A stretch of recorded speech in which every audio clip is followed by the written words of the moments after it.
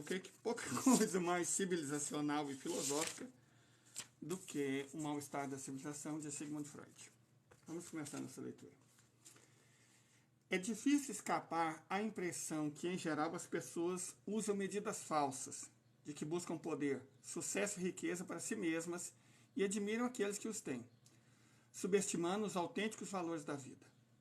E, no entanto, corremos o risco, num julgamento assim genérico, de esquecer a variedade do mundo humano e de sua vida psíquica. Existem homens que não deixam de ser venerados pelos contemporâneos, embora sua grandeza repousa em qualidades e realizações inteiramente alheias aos objetivos e ideais da multidão. Provavelmente, se há de supor que apenas uma minoria reconhece esses grandes homens, enquanto a maioria os ignora.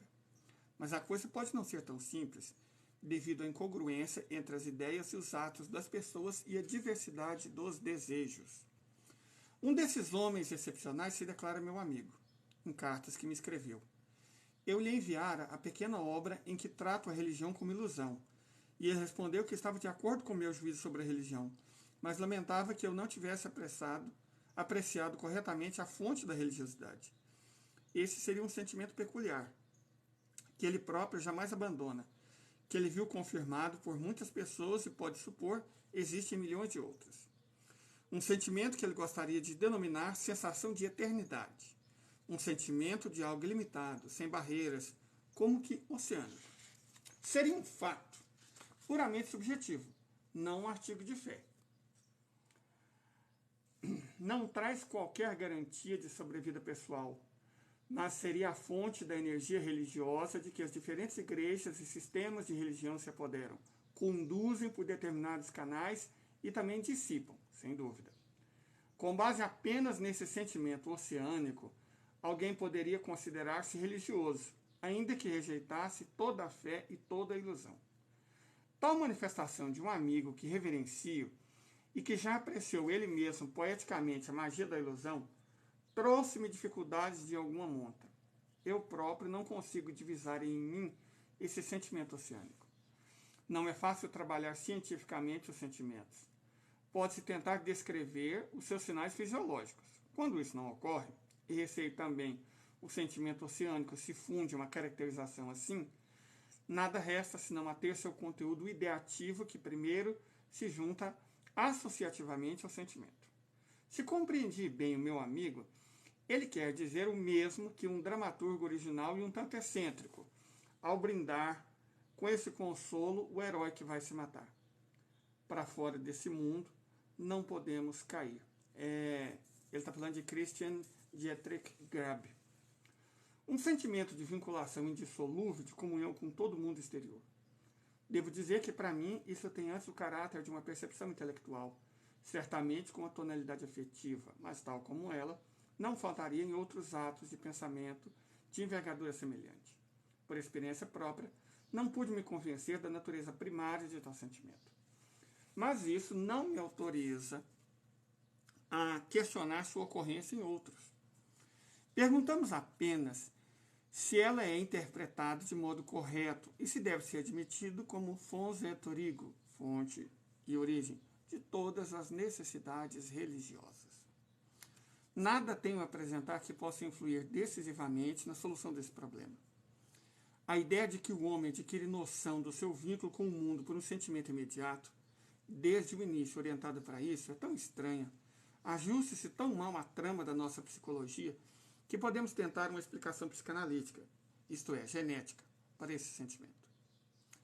A seguinte linha de pensamento se oferece.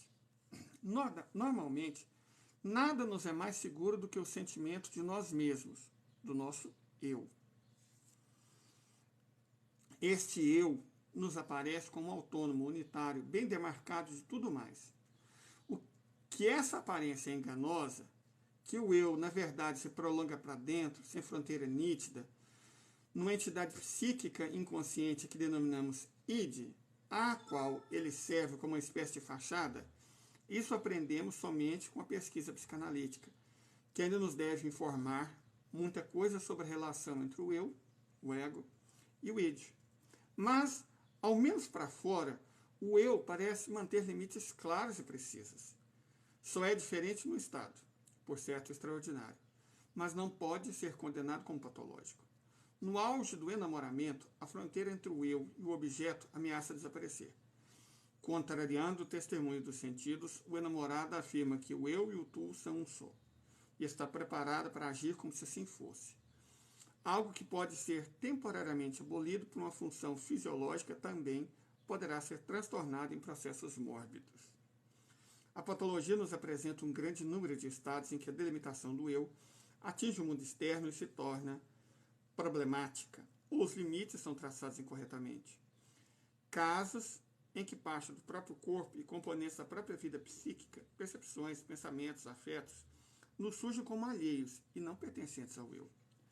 Outros em que se atribui ao mundo externo o que evidentemente surgiu no eu e deveria ser reconhecido por ele. Logo, também o sentimento do eu está sujeito a transtornos e as fronteiras do eu não são permanentes.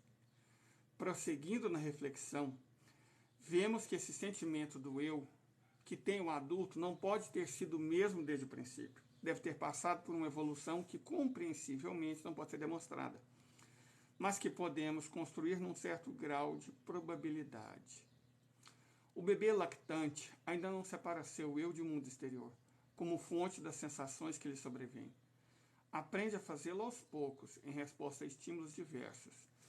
Deve impressioná-lo muito que várias das fontes de excitação, em que depois reconhecerá órgãos do seu corpo, possam enviar-lhe sensações a qualquer momento, enquanto outras, entre elas a mais desejada, o peito materno, furtam-se temporariamente a ele e são trazidas apenas por um grito requisitando ajuda. É assim que o eu se contrapõe inicialmente a um objeto, como algo que se acha fora, e somente através de uma ação particular é obrigado a aparecer.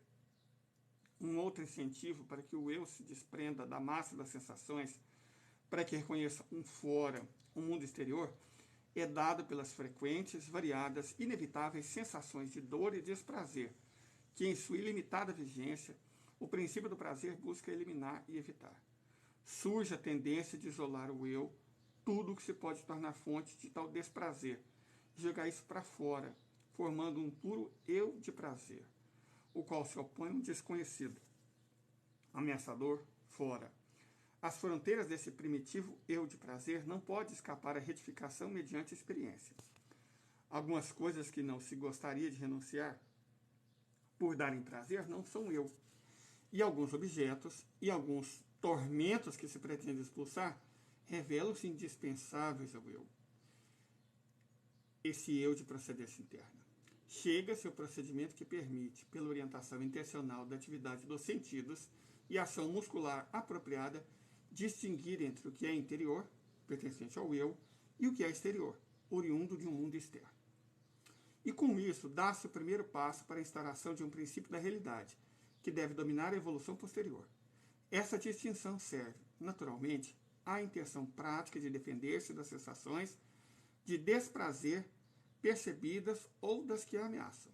O fato de que o eu, na defesa contra determinadas excitações desprazerosas vindas do seu interior, utilizar os mesmos métodos de que se vale contra o desprazer vindo de fora, torna-se ponto de partida de significativos distúrbios patológicos. É desse modo, então, que o eu se desliga do mundo externo. Ou, mais corretamente, no início, o eu abarca tudo. Depois, separa de si o mundo externo. Nosso atual sentimento do eu é, portanto, apenas o vestígio atrofiado de um sentimento muito mais abrangente. Sim, totalmente abrangente, que corresponde à mais íntima ligação do eu com o mundo ao seu entorno. Se é lícito supormos que esse primário sentimento do eu foi conservado na vida psíquica de muitos homens, em medida maior ou menor, então ele ficaria do lado do mais estreito e mais nitidamente limitado sentimento do eu na época madura, como uma espécie de contraparte dele. E os seus conteúdos ideativos seriam justamente os da ausência de limites e da ligação com o todo, os mesmos que meu amigo ilustra como esse sentimento oceânico. Mas temos o direito de supor a sobrevivência do qual eu original, junto que vem depois e que se originou dele? Bom, a gente continua no próximo vídeo.